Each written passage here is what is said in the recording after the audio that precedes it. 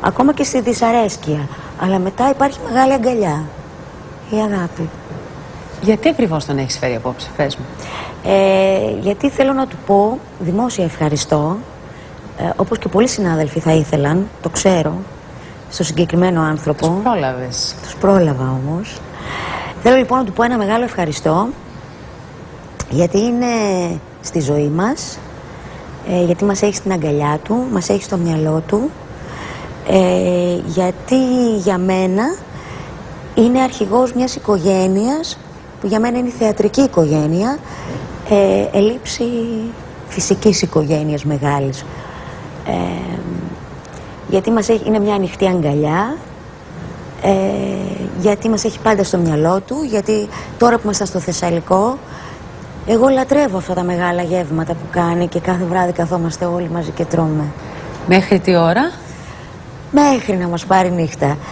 Αλλά πραγματικά στο λέω γιατί πάντα, εγώ επειδή μου λείπει η μεγάλη οικογένεια, πάντα λάτρευα αυτά τα μεγάλα τραπέζια.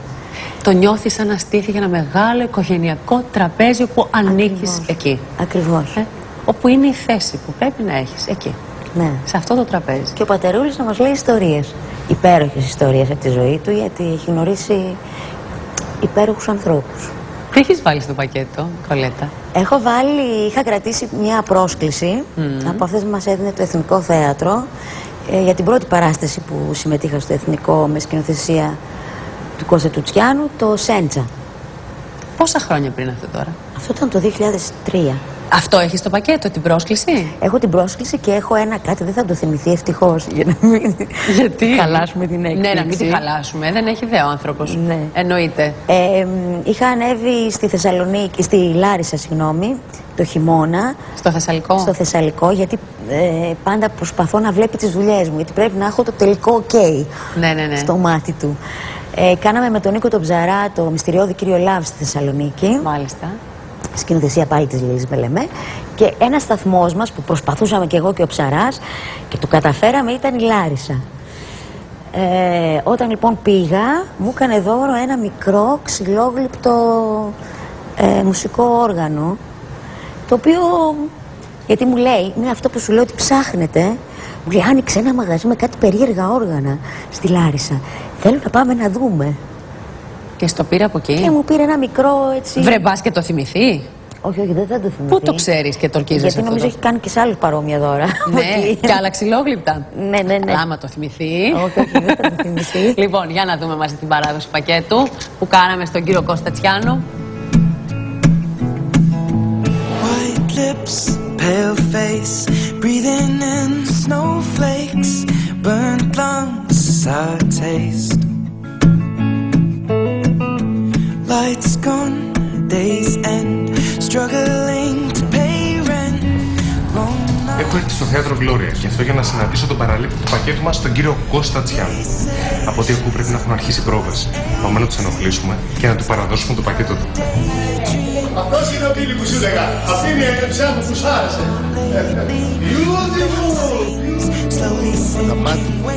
Πίσω κάθισε πίσω.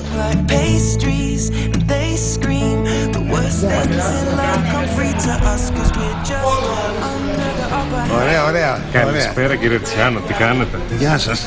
Καλά είστε? Καλά. Ελπίζω να μην ενοχλώ. Λίγο ήρθατε απρόβλεπτα, έτσι κάνουμε πρόβα εδώ πέρα. Θα σε κάνω Βασίλης και δεν ξέρω αν θα μας επιτρέπει ο κύριος Παύλος Κοντογεννίδης, ο Παύλος Ορκόπουλος, ο Ιωσήφο Μαρινάκης, η Χριστίνα Αλεξανιάν εδώ πέρα. Πολύ όμορφη παρέα έχετε. Είναι εξαιρετικό τέλος, τι πάμε καλά. Τι πακέτο είναι αυτό? Έχετε πακέτο. Κάποιος έχει έρθει στην εκπομπή μας γιατί θέλει να σας δει. Στη γνωστή εκπομπή την υπάρχει. Ακριβώς. Μπορείτε να πάρετε αυτό το κλειδάκι. Και με αυτό πρέπει να έρθετε στην εκπομπή μας για να μάθουμε ποιος είναι ο Αποστολέας. Τι λέτε?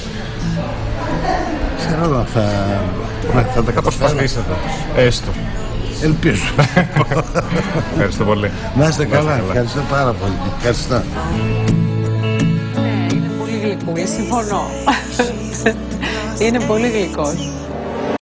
Πάρα πολύ γλυκιά φυσιογνωμία. Δεν είναι? Ναι, πολύ. Και εγώ απορώ, δηλαδή, αυτή η φυσιογνωμία μπορεί να επιβληθεί σε θέματα σκληρά? Δεν κόνεσαι? Μην τον δεις. Μην τον δω, Δηλαδή αυτή η φατσούλα μπορεί να γίνει και πολύ αυστηρή. Δεν μπορώ, δεν το έχω. Όχι, ναι, είναι πάρα πολύ αυστηρός. Είναι αυτή η πατρική φιγούρα. Είναι πολύ αυστηρός. Βέβαια του έχεις απόλυτη εμπιστοσύνη, γιατί αυτό που θα σου πει είναι για το καλό σου. Δηλαδή δεν θα σου πει κάτι ή δεν θα σου μιλήσει άσχημα για το κακό σου.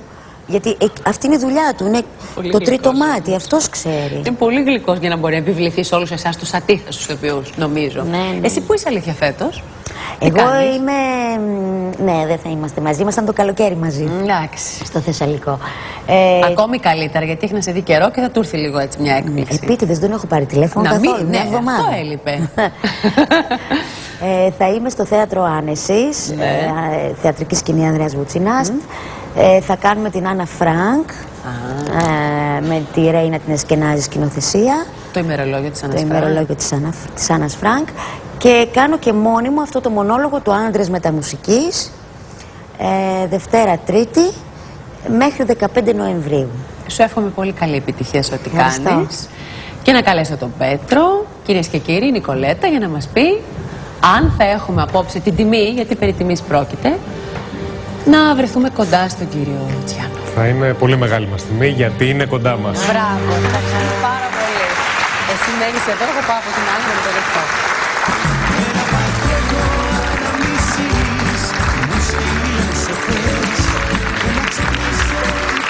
Είναι υποδοχή εδώ, μεγάλη. Τι κάνετε? Δεν μου τα είπατε αυτά. Γιατί τέτοια υποδοχή εδώ. Υπέροχα. Χαίρομαι πολύ που είστε εδώ. Μας θυμάται πολύ. Καλό χειμώνα, να περάσετε καλά όλα. Ευχαριστούμε. Υγεία να έχουμε, κύριε Τσιάνο. Αυτό, υγεία. Αν έχουμε υγεία, καθίστε παρακαλώ. Είναι πραγματικά, έλεγα πριν, μεγάλη μας τιμή. Ναι. Πέρα από τη χαρά που είναι δεδομένη, που είστε απόψε εδώ. Είστε ένας άνθρωπος έτσι με μεγάλη καλλιέργεια και ψυχής και γνώσεων, αυτό έλεγα, με σπουδαίο στίγμα στην διαδρομή σας, από αρχαίο δράμα μέχρι ελληνική κομμωδία, σύγχρονο θέατρο κτλ. Επιθεώρηση, που την αγαπάω τηλεόραση. Πάρα πολύ, και με μεγάλη σας αγάπη νομίζω όμως είναι η Λάρισα και το Θεσσαλικό. Το Θεσσαλικό θέατρο είναι η ζωή μου. Ναι. Είναι παιδί μου. Ναι. Όχι μόνο δικό μου, αλλά όλες τις Λάριζες, όλων των Λαρισαίων, όλων των Θεσσαλών και νομίζω και όλης της Ελλάδας, γιατί πια κινούμαστε σε μια μεγάλη περιοχή σε όλο το χώρο μας, αλλά κυρίως στη Λάρισα. Και αγαπάμε και την Αθήνα. Βάζουμε και μια Αθήνα στο τέλος. Ναι.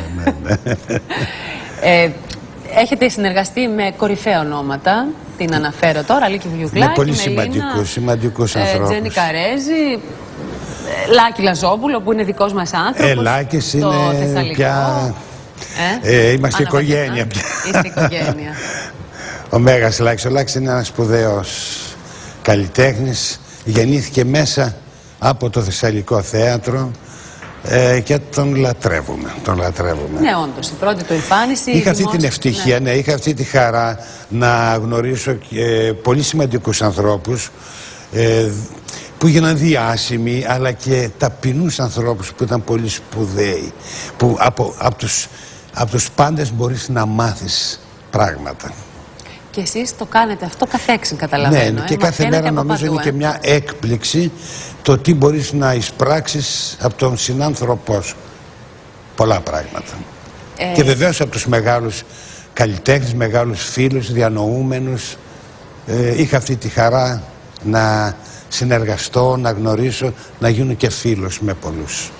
Ποιους έτσι θυμάστε με μεγάλη νοσταλγία, και μιλάω κυρίως για αυτούς που δεν τους έχουμε πια ανάμεσά μας, που υπήρξαν στη ζωή σας σταθμοί? Νίκος Κούρκουλος. Πρώτο μου τον λέτε. Αλίκη. Με την Αλίκη ήμασταν πάρα πολύ φίλοι και βεβαίως με τον Νίκο. Τζένι Καρέζη. Μελίνα Μερκούρη. Σας είπα 4 ονόματα που έτυχε να βρεθώ κοντά τους, να είμαι κοντά τους και αισθάνομαι μια ορφάνια που λείπουνε αυτοί οι άνθρωποι. Και θέλω να σας ρωτήσω ξεχωριστά για τον καθένα, τι ήταν αυτό που θαυμάζατε σε έναν έκαστο εξ αυτών? Τη γενναιοδωρία τους. Ήταν γενναιόδοροι άνθρωποι. Χωρίς γενναιοδορία δεν γίνεσαι τίποτα απολύτως. Ίσως γιατί ήταν πρικισμένοι από τη φύση και βέβαια, η πρίκα ήταν τόσο μεγάλη που δεν πήραζε να δώσουν και κάτι παραπέρα. Ναι. Ας πούμε την Αλίκη, γιατί την ξεχωρίζατε? Κάτι συγκεκριμένο δικό της, μόνο δικό της? Τη γενναιοδορία της. Και αυτή. Και το χιούμορ της. Ναι, και νομίζω είναι αυτό σαρκαζόταν πολύ η Αλίκη. Η φιλοξενία της δινόταν στους φίλους, ήθελε φίλους. Και η εργασιομανία της ήταν. Τελειομανής. Όλοι οι άνθρωποι. Δεν γίνεσαι τίποτα αν δεν δουλέψεις, δεν εργαστείς το αντικείμενό σου. Δεν κάνεις τίποτα. Δεν η Τζέννη Καρέζη. Βέβαια. Γιατί τη θυμόσαστε περισσότερο, τι ήταν αυτό που σας έκανε να τη θαυμάζετε? Μια άλλη λέξη. Η απλοχεριά της στους ανθρώπους που πίστευε ότι μπορεί να πάνε μπροστά. Όχι σε όλους, δεν ήταν για όλους, δεν είμαστε για όλους. Μετά, άμα είσαι συνολικός αυτό, ακυρώνεις και το ταλέντο της επιλογής σου, έτσι δεν είναι? Έτσι είναι. Και πρώτα απ' όλα βεβαίως το ταλέντο, γιατί αυτοί οι άνθρωποι είχαν πολύ μεγάλο ταλέντο. Και αν είχαν γεννηθεί έξω θα ήταν διάσημοι, ήταν σπουδαίοι άνθρωποι. Και δουλεύανε αυτό το πράγμα που εκτιμώ πολύ, που εκτιμούσα, το εκτιμώ ακόμα, είναι το ότι δεν κερδίσαν τίποτα τυχαία. Δουλέψανε σαν σκυλιά. Πείτε δηλαδή, το πάλι αυτό, κύριε Τσιάνο, σας παρακαλώ, γιατί το έχω πει και εγώ και θέλω να το ξαναπούμε, ότι σε αυτή τη ζωή τίποτα δεν χαρίζεται. Όλα κερδίζονται με δουλειά και με αφοσίωση στο στόχο. Ξέρετε, και με αξιοπρεπή προσέγγιση βεβαίως του στόχου, έτσι. Να μην περνάμε τα όρια. Θέλει αγώνα, καλό αγώνα στη ζωή. Και γενναιοδορία και μελέτη και κούραση. Δεν κερδίζεις τίποτα. Ξέρετε, λέμε τώρα για αυτές τις υπέροχες κυρίες που ήταν και πανέμορφες. Ξέρετε πόσα πανέμορφα κορίτσια και ακόμα πιο πολύ δεν γίναν τίποτα. Γιατί βασιστήκαν μόνο σε αυτό. Επαναπαύτηκαν. Η Αλίκη και η Τζέννη, ας πούμε, που ήταν στάρ, δεν γίναν στάρ από το σινεμά, ήταν από το θέατρο. Το θέατρο δεν το εγκαταλείψανε ποτέ. Μέρα, νύχτα, χειμώνα, καλοκαίρι δουλεύανε στο θέατρο πρώτα, γιατί αυτό είναι το στήριγμα. Όπως και σήμερα σε ηθοποιούς που μεσουρανούν και είναι σπουδαίοι, πολύ σπουδαίοι νέοι άνθρωποι στην τηλεόραση, αυτοί που προχωράνε δεν λείπουν από το σανίδι το θεατρικό. Έχετε δίκιο. Γιατί έχουμε πολύ σημαντικούς σήμερα καλλιτέχνες, πάρα πολύ.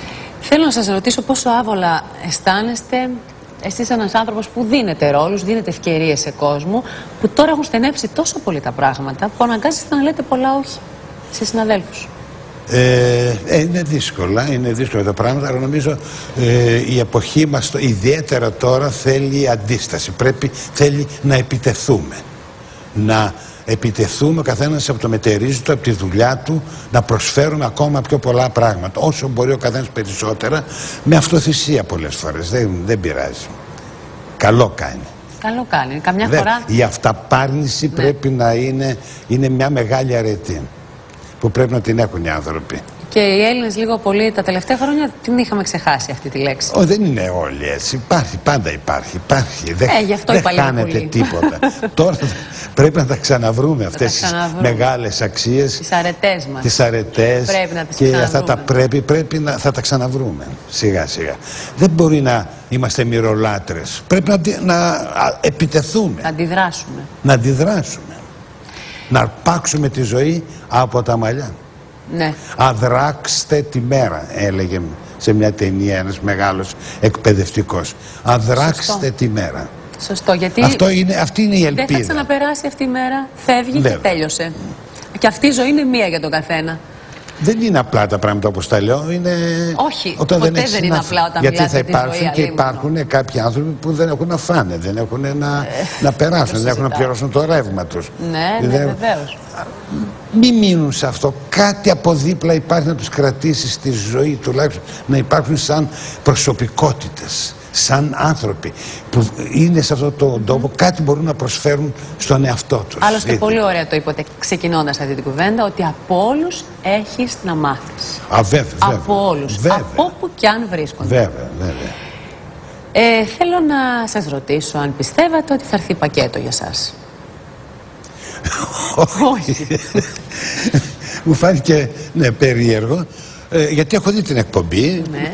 Και λέω δεν μου κακοφάνει, γιατί είναι πάρα πολύ ωραία η εκπομπή, περνάει κανείς πάρα πολύ ωραία, έχει κάποιες εκπλήξεις και δεν ταπεινώνει τον άνθρωπο, τον εξυψώνει, μπορώ να πω. Αλίμονο. Πάνω έχει απ' ωραία όλα πράγματα. Πρέπει να έχουμε σεβασμό πολύ, σε όλους, όπου κι αν βρίσκονται. Ναι. Θα ήθελα να ανοίξετε το πακέτο σας και να μου πείτε αν σας λένε κάτι τα περιεχόμενά του.